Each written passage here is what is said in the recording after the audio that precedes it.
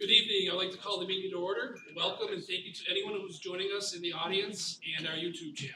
If everyone could please stand now and join me in the recital of the Pledge of Allegiance.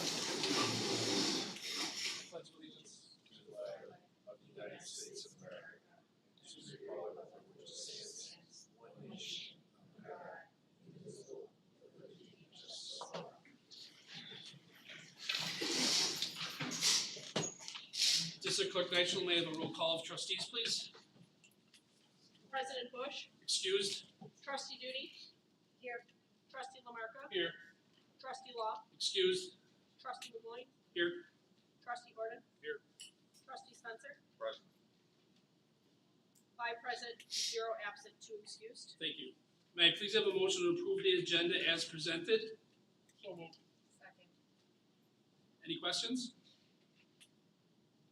All in favor? Motion carried.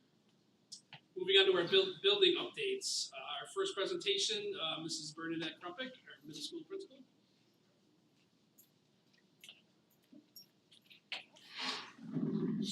Good evening. I have the privilege of introducing Andrew Urbino, one of our 8th graders at the middle school, with our middle school update. Okay. Hi, my name is Andrew Urbino and I'm an 8th grader. I play swim and basketball teams at Depew Middle School. There are many exciting things happening in our building that I would like to share.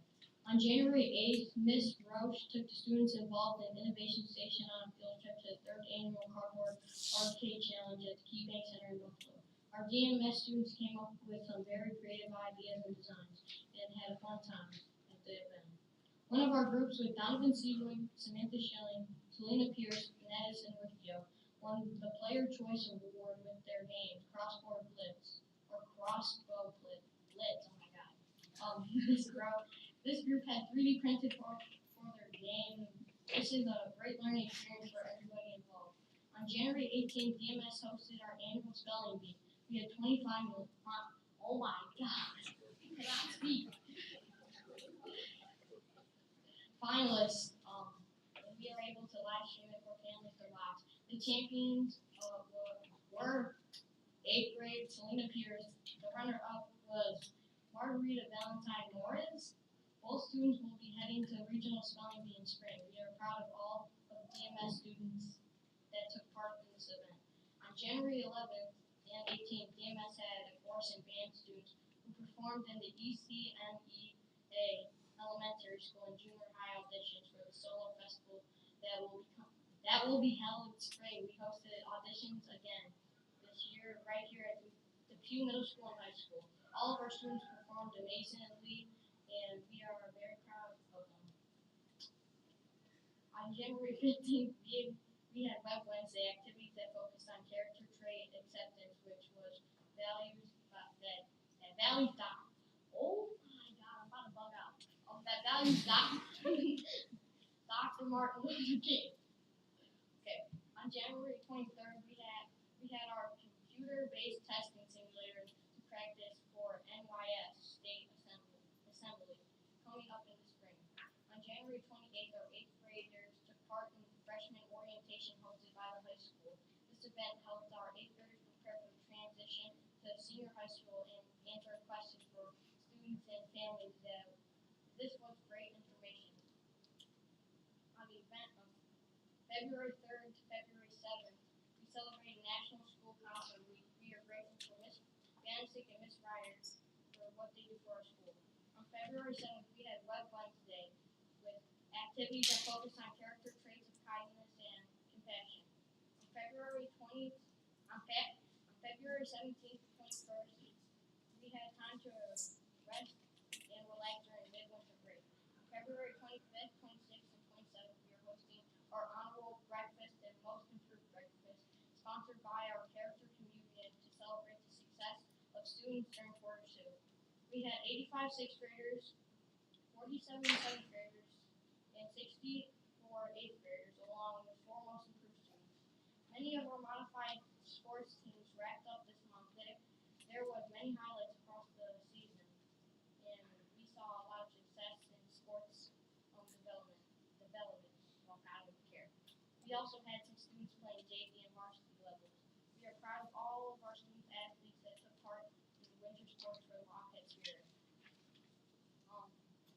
any events we are looking forward to in March include ECNEA, Music Festival, musicals, our DMS Talent Show, Festival, and band, and other Web Wednesdays activities. March is shaping up to be another busy month. That is all I have for the few middle school update. Thank you.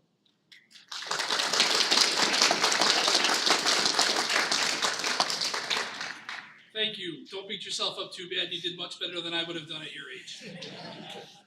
Next up, we have Mr. Renzoni from the high school.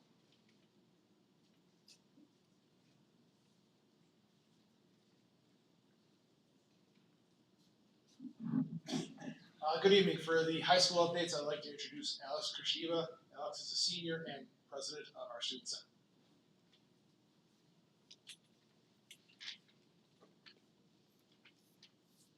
Hi everyone. The Academy of Finance students took a trip to Universal Studios January 28th to the 31st.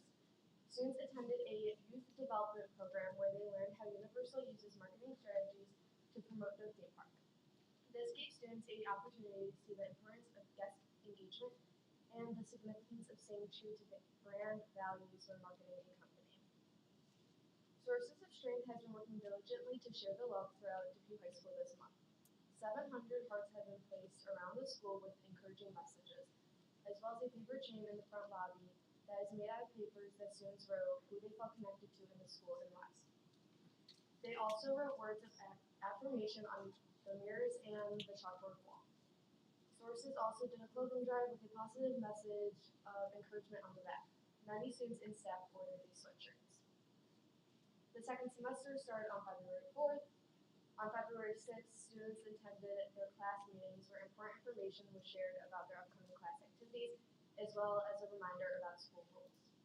Upperclassmen also obtained more information about prom. The Student Senate had a Share the Love Spirit Week the week before winter break. On Monday, teachers were given a coupon for a donut to give to a student who makes Depew a better place. Tuesday, suckers who saved the date for the upcoming Neon Dance were handed out at the end of the day. Wednesday, we had a school-wide bingo with prizes. Thursday, miniature flamingos were hidden around the school, and students who found a flamingo were given a prize. Friday, we had Fanny Pack Friday, where select teachers were given fanny packs with candy to hand out throughout the day. Miss Seymour had students sing a song of love and the lyrics to get a prize. On February 14th, students who maintained a high average for the second quarter attended the honor roll breakfast. Students grabbed their choice of breakfast and played bingo. Midwinter recess was February 17th to the 21st. And then for March, the Student Senate is hosting a neon dance this upcoming Saturday, March 1st. Students are able to purchase a ticket for $10 to attend.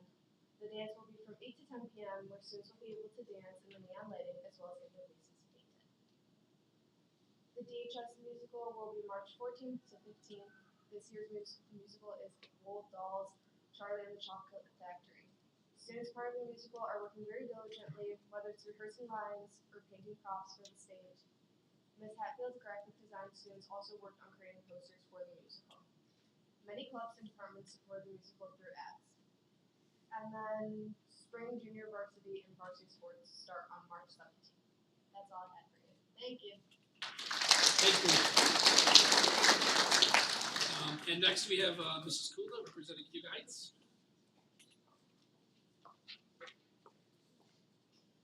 Good evening. I would like to introduce 5th grade student Nicholas Suter.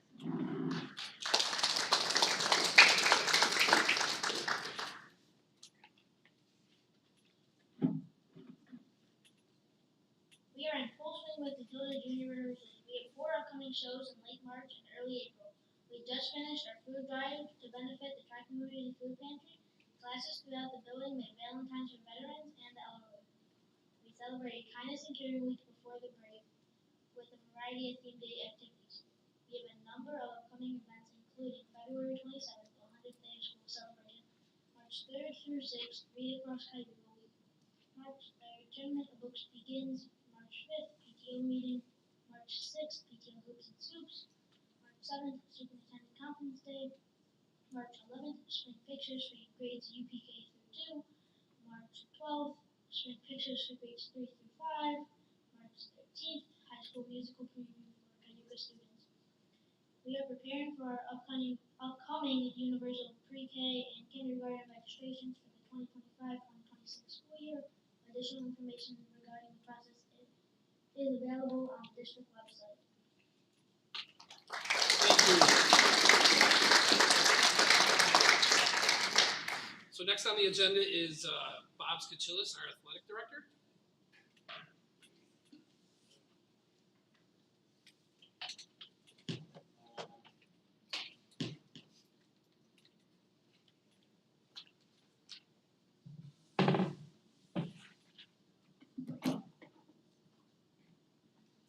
Good evening. This month's Board of Recognition honoree truly needs no introduction. His dedication and contributions to the Depew school community has spanned decades. Coach taught social studies for an impressive 36 and a half years. He also served as a Leo Club advisor for 17 years, overseeing programs like the Giving Tree and the Father-Daughter Dance. He advised the mock trial team for 19 years, guiding numerous teams to Final Four finishes and inspiring several students to pursue careers in law. While his teaching and club accomplishments are impressive, tonight we are here to celebrate his remarkable coaching career. Coach founded both the girls golf and unified bowling teams here at Depew, playing a pivotal role in their development and in the expansion of girls golf across the section. His coaching portfolio is extensive, including 6 years coaching modified boys basketball, which is news to me, and also 19 years of coaching girls bowling.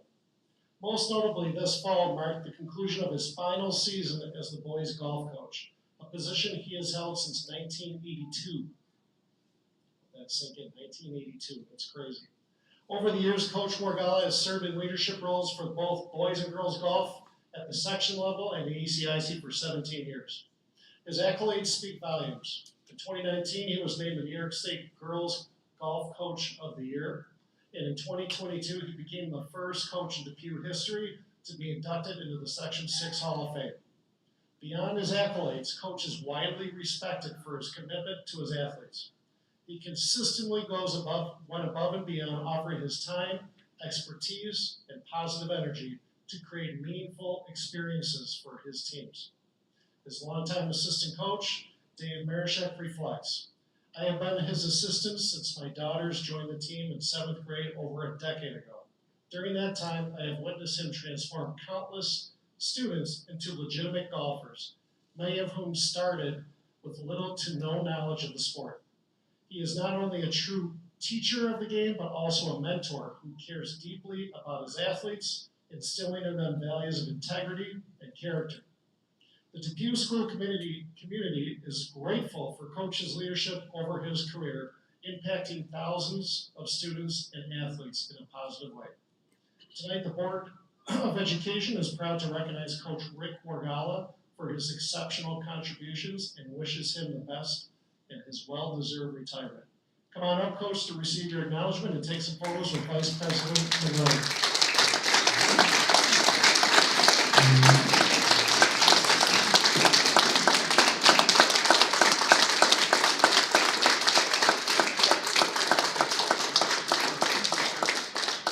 I'm going to pass this around. There is a photo here from 1982 that it is amazing. And there's a kid in the bottom, in the middle, that looks exactly like 1982 should look. I'm going to pass this around right here. You want to take a picture with that first? Oh, yeah. Let's get a picture first. All right, thank you so much.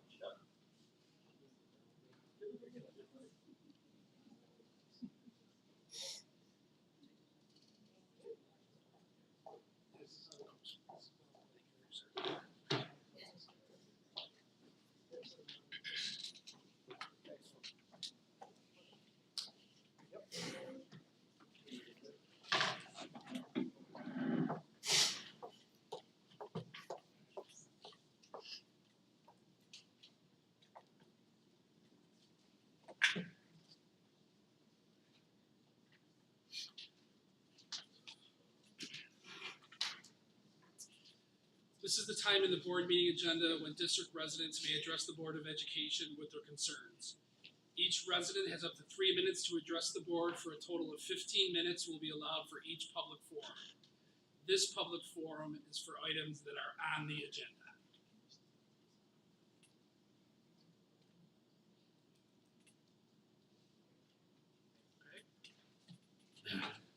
Next is the superintendent's report and the 25-26 budget presentation.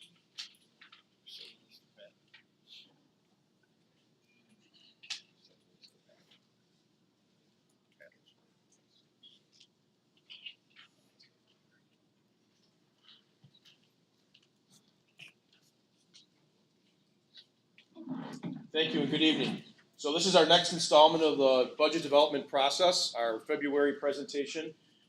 We have two more presentations before the board will adopt the budget officially in April and then up for a vote in May.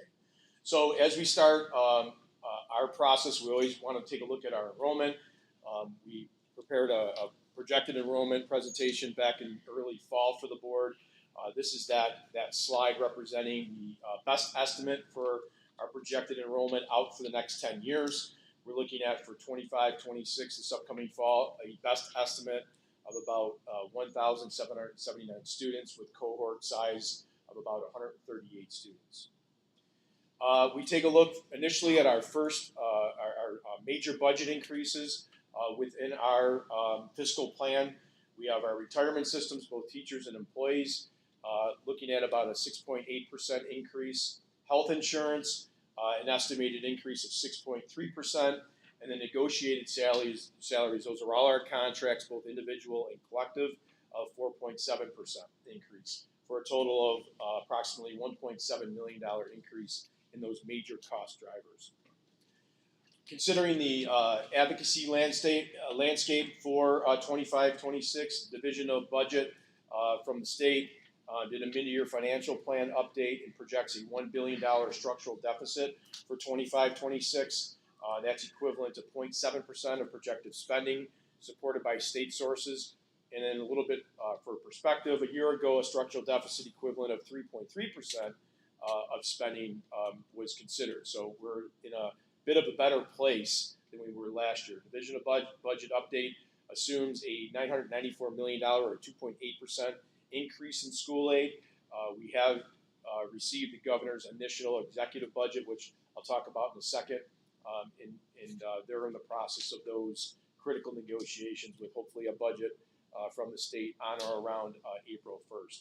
Assembly Ways and Means and Senate Finance Committee staff both project the state will take in greater revenues than the Division of Budget.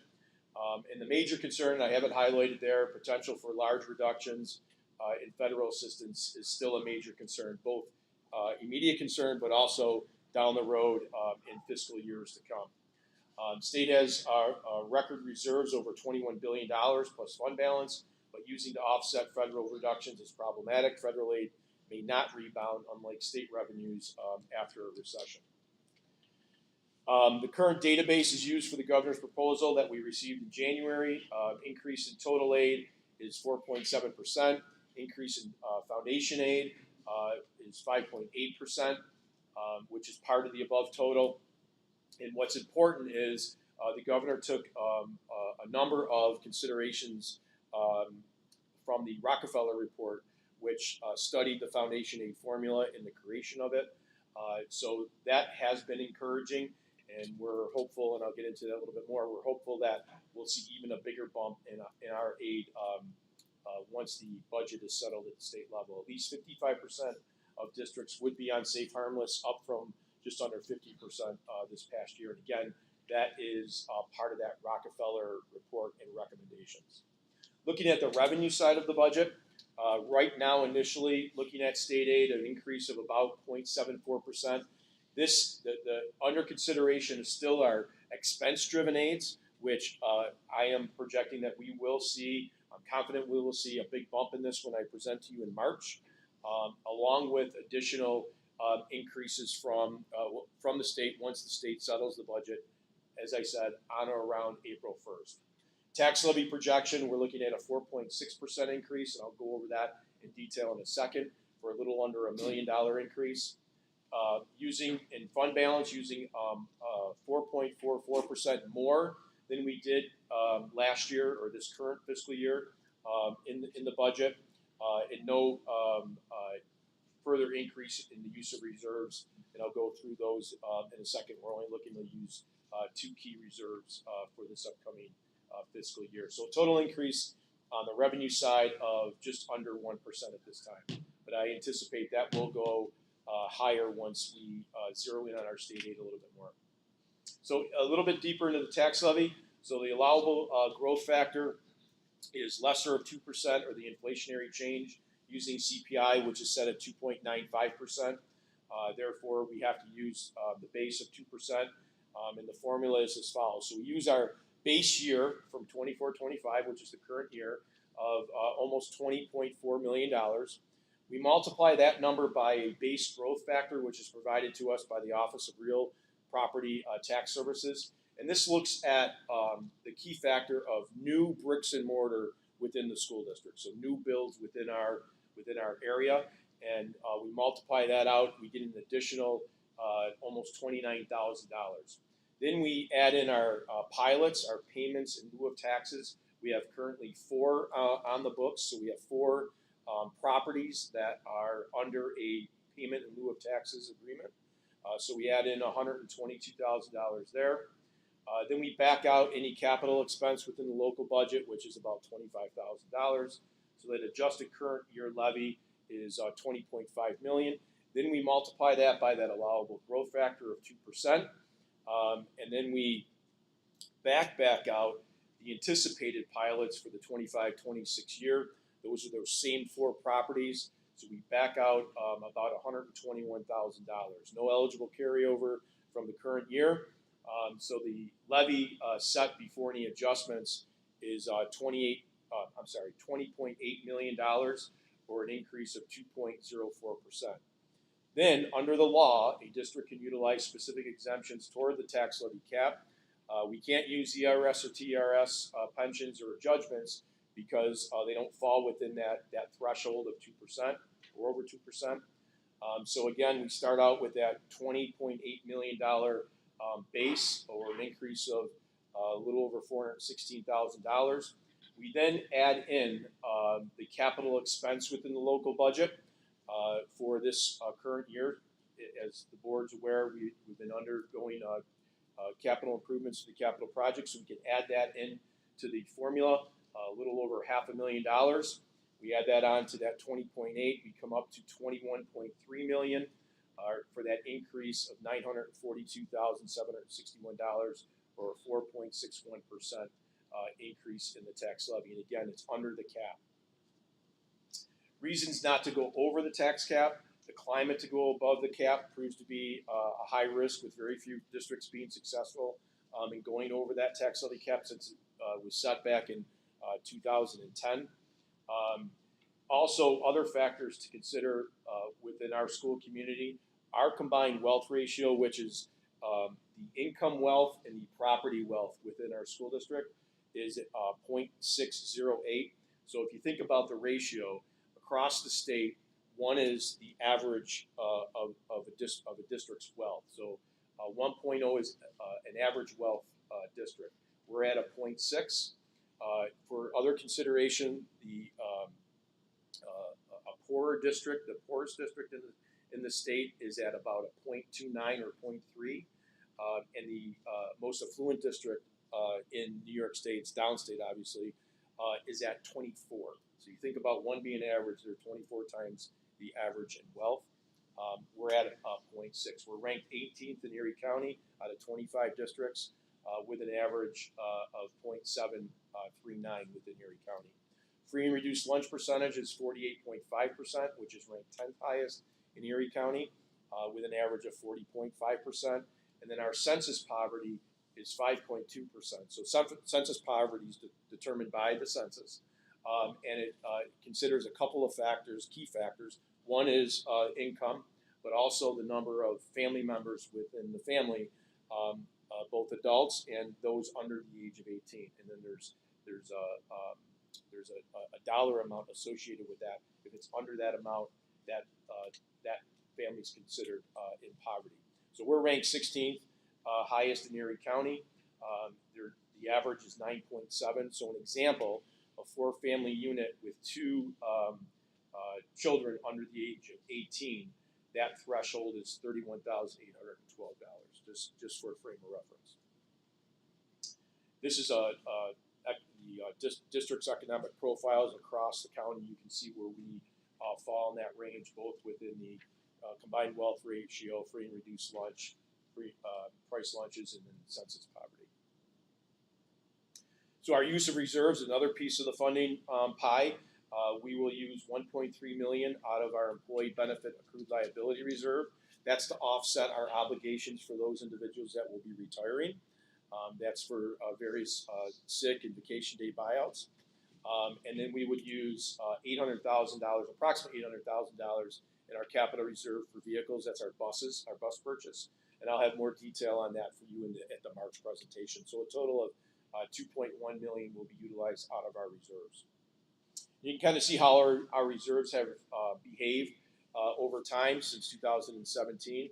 And those ebbs and flows are, those peaks and valleys. The peaks are where we would build up our capital reserve fund to the highest point right before we would go out to vote and accomplish a capital project. And then as we spend that down, as we're paying the bills for that particular capital project, that reserve comes down. And that's how that main line, that blue line at the top, that's all the reserves together. That has the most impact on that ebb and flow. You can see if a number of the other reserve lines remain fairly flat, but predominantly that capital reserve is the big one that goes up and down. So our budget request, meeting with all of the administrators and department heads, identifying some key things. These are the current requests within the budget. New reading program for $200,000, which is an upgrade and is in alignment with New York State's reading initiative. BOCES programming increase of $30,000. That's to support curriculum instruction initiatives.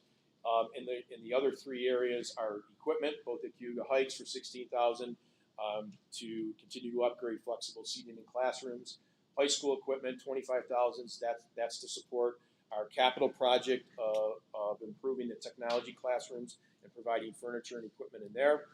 In the middle school is a continuation, $20,000 of replacing classroom sets of desks and chairs and tables for a total of $291,000. So right now we currently have a budget shortfall of $785,301. That's a draft budget of $55,451,247, with draft revenues being short of that of $54,665,946. How do we fill that? Well, first of all, we protect programming for students, protect reasonable class size, and at the same time adhere to the contractual limits, maximize district resources and efficiencies, review and evaluate needs versus wants, and review and evaluate budgeting and spending 3-year trends. To fill the gap, we'll identify the amount of proposed and final state aid, which I shared with you. I'm anticipating a significant increase in that aid line when I come back to you in March. Then we reduce the amount of new budget requests in reverse prioritized order. Then if needed, implement further budget reductions within the current budget in a prioritized order, or reduce a combination of both those lists. And if we receive more state aid after the state finalizes their budget, we will replace any reductions or requests in that prioritized order and or use less fund balance. Capital outlay. Again, this is part of the annual budget. This is something that was put in place back in 2016 and 17, allowing districts to do mini projects each year to stay ahead of those items that pop up on our facility surveys. So a $100,000 capital outlay project is an opportunity to do just this. Typically covers just one trade, and the district must show this expenditure in its annual budget plan. And then we receive aid the following aid year. The district may receive aid for a maximum of one such project in each aid year. And as the district completes these projects on an annual basis, the aid begins to cover 80% of the project. So if you look at over a 10-year period of time, which we're almost at that, if we started in 2016, we're almost at that 10-year period of time, you could do $1 million worth of work for $280,000. So we're almost at that point. And we are hearing, again, on the advocacy side, more movement on increasing that $100,000 limit, somewhere in the neighborhood of $250,000 to $350,000, which would be a huge win for school districts. Trying to do these mini projects. You can't really renovate a bathroom at $100,000. We did the 2 small bathrooms over by the auditorium, by the music wing, over a 2-year period of time, but it was really close at that $100,000. But we could really check off some things on our facility survey if we could get that up to $250,000 or even $300,000. So fingers crossed that gets passed with the state budget this year.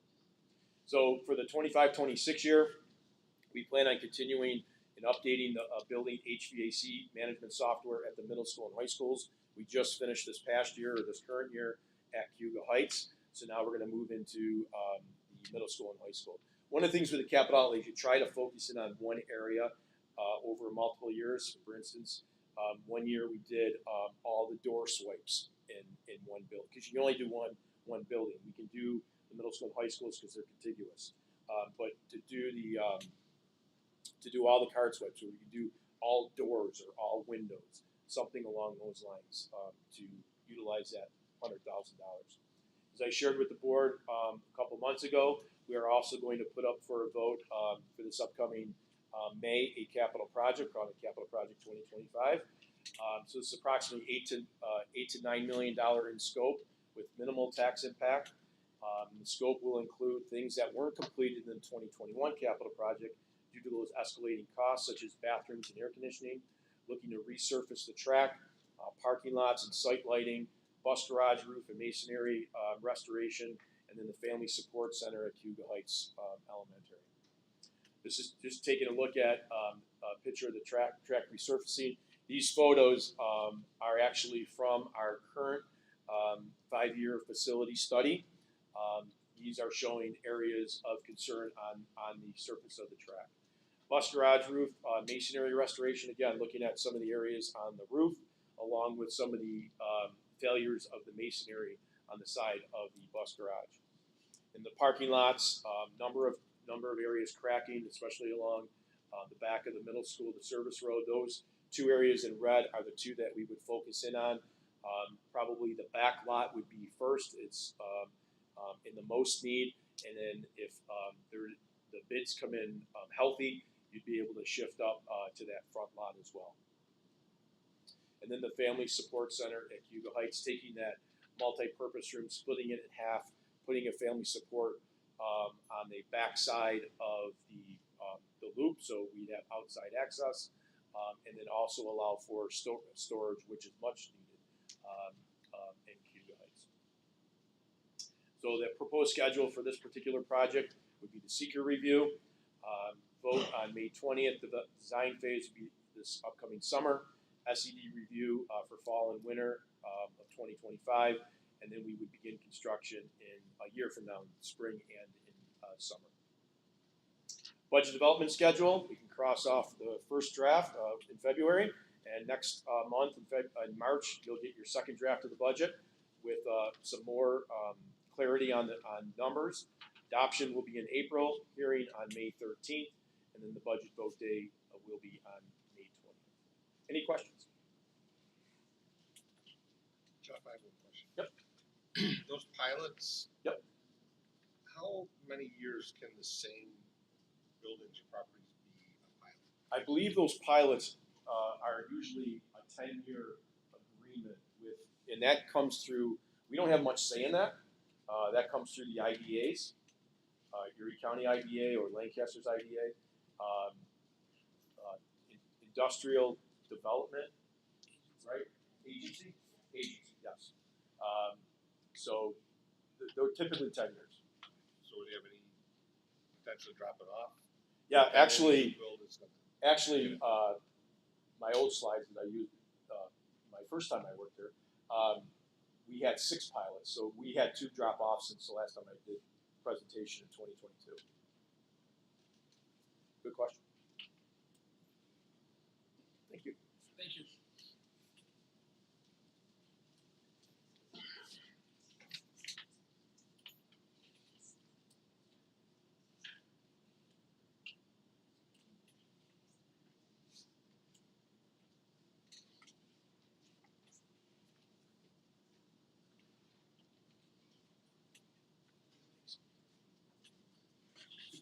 Okay, may I have a motion based on the recommendation of the intern superintendent to approve the consent agenda as presented? So moved. Second. Any questions? All in favor? Aye. Motion carried. So there are just a couple, one thing I would like to point out in the consent agenda, that we do have 3 teachers retiring at the end of this year. Just want to say on behalf of the Board of Education, thank you for your service. We have Lisa, who has 31 years of service, Carrie has 29 years of service, and Rosemary, who has 19 years of service. So again, to those 3, thank you for those years of service. May I have a motion based upon the recommendation of the interim superintendent to approve the 25-26 Depew Union Free School District instructional calendar as presented? Second. Any questions? All in favor? Aye. Aye. Motion carried. May I have a motion based upon the recommendation of the interim superintendent to accept the donation of approximately $3,000 from the Cuba Heights PTO for a wireless body pack based system microphones to be used for the Cuba Heights musicals? So moved. Any questions? All in favor? Aye. Motion carried.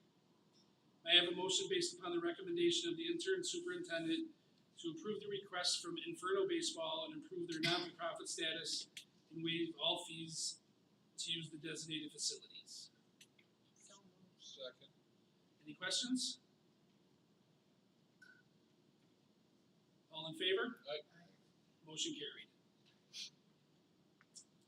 May I have a motion based upon the recommendation of the intern superintendent, whereas 4 BOCES have collaborated and entered into an Article 5 General Municipal Law intermunicipal arrangement, try saying that again, for the purpose of improving vendor management and data security and privacy practices for school districts and other BOCES statewide. So moved. Second. Any questions? All in favor? Aye. Motion carried. May I have a motion based upon the recommendation of the intern superintendent, be it resolved that the Board of Education of Depew Union Free School District hereby award the following capital project contract based upon review and consideration and response timely received by the district, and authorizes Young and Wright Architectural to prepare and issue a notice to proceed with Stark Tech as presented. Second. Any questions? All in favor? Aye. Motion carried. May I have a motion based upon the recommendation of the interim superintendent, be it resolved that the Board of Education of Depew Union Free School District hereby award the following capital project contract based upon review and consideration and response timely received by the district, and authorizes Young and Wright Architecture to prepare and issue a notice to proceed with D.V. Brown as presented. So moved. Second. Any questions? All in favor? Aye. Motion carried. This is the time in the board meeting agenda when district residents may address the Board of Education with their concerns. Each resident has up to 3 minutes to address the board. A total of 15 minutes will be allowed for each public forum. This public forum is for items that are not on the agenda. At this time, we have an anticipated executive session. May I please have a motion to appoint Jeff Orden as the pro temp clerk, so District Clerk Nischel may be excused. Enthusiastically moved. Second. Any questions? All in favor? Sorry. Aye. Motion carried.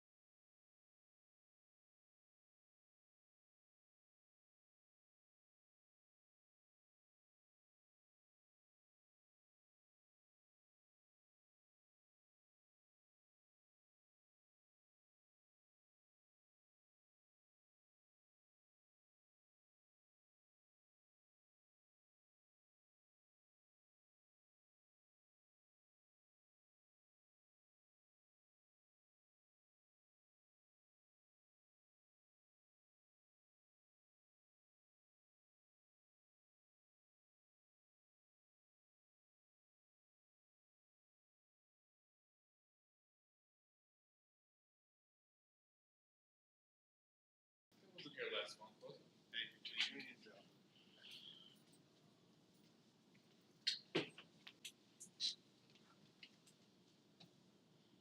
Get all set apart.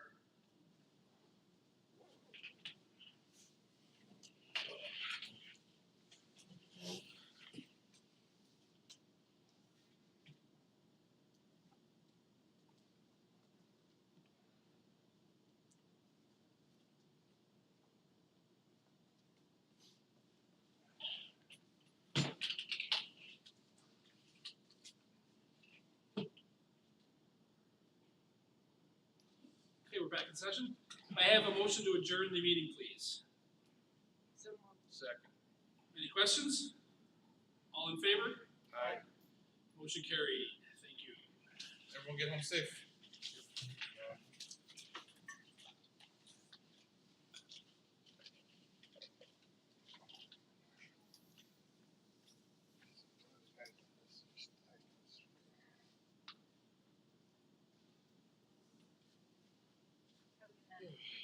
See you Friday night, Bart.